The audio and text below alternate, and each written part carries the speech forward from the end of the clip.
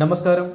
2024 ഇടതുപക്ഷത്തിന് പാർലമെന്റിലേക്ക് കഴിഞ്ഞ തവണത്തെ അപേക്ഷിച്ച് മുന്നേറ്റം നടത്താനായതും അതോടൊപ്പം രാജസ്ഥാൻ, ബീഹാർ എന്നിവിടങ്ങളിൽ നിന്നും 3 അംഗങ്ങളെ പാർലമെന്റിൽ എത്തിക്കാൻ സാധിച്ചതും ബംഗാളിലെയും കേരളത്തിലെയും പരാജയത്തിനിടയിലും ഇടതുപക്ഷത്തിന് ആശ്വാസം പകരുന്ന കാര്യം തന്നെയാണ്. കഴിഞ്ഞ തവണ 5 അംഗങ്ങൾ മാത്രമായിരുന്നു ഇടതുപക്ഷത്തിൻ്റെതായി പാർലമെന്റിലുണ്ടായിരുന്നത്. എന്നാൽ ഇത്തവണയത് 8 ഉയർത്തുവാൻ ഇടതുപക്ഷത്തിന് സാധിച്ചിട്ടുണ്ട്.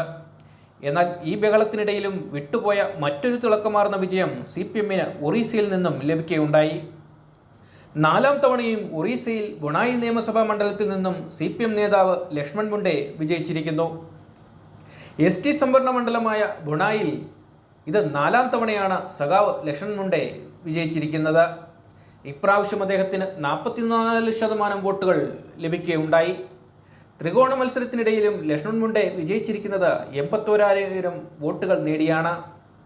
തൊട്ടടുത്ത BJD സ്ഥാനാർത്ഥിക്ക് ലഭിച്ചത് 31%വും 57,000 വോട്ടുമാണ്.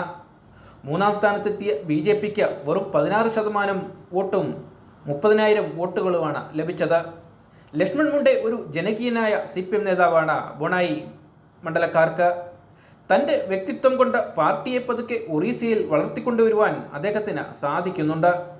രാജസ്ഥാനിൽ നിന്നും അമ്രാറാം ലോക്സഭയിലെത്തിയതുപോലെ ലക്ഷ്മൺ മുണ്ടെ ലോക്സഭയിലെത്തുന്ന കാലം വിദൂരമല്ല. രാജസ്ഥാനിൽ ഇന്ത്യ സഖ്യത്തിനോട് ചേർന്നാണ് CPM മത്സരിച്ചതും അവിടുത്തെ ജനകീയനായ നേതാവ് അമ്രാം റാമിനെ ലോക്സഭയിലെത്തിക്കാൻ സാധിച്ചതും വൻപിച്ച ഭൂരിപക്ഷത്തിൽ തന്നെയാണ് അദ്ദേഹം ജയിച്ചു കയറിയത്. ഏകദേശം 75,000 വോട്ടുകൾ കൂടുതൽ നേടിക്കൊണ്ടാണ് കേന്ദ്രമന്ത്രിയെ പോലും തോൽപ്പിച്ചുകൊണ്ട് അമ്രാം റാമിന് ലോക്സഭയിലെത്താൻ സാധിച്ചത്. ഇതേ വളർച്ച തന്നെയാണ് ഒറീസയിൽ ബൊണായി മണ്ഡലത്തിൽ ലക്ഷ്മൺ മുണ്ടെ കഴിഞ്ഞ 20 വർഷക്കാലമായി നടത്തിക്കൊണ്ടിരിക്കുന്നത്. ഇദ്ദേഹത്തിൻ്റെ ശ്രമഫലമായി CPM എന്ന പാർട്ടി ഒറീസയിൽ വളർന്നു വന്നുകൊണ്ടിരിക്കുകയാണ്. അവിടുള്ള പ്രാദേശിക കക്ഷികളുമായി സഖ്യം ചേർന്നെങ്കിൽ മാത്രമേ പാർട്ടിക്ക് കൂടുതൽ വളരുവാൻ സാധിക്കുകയുള്ളൂ.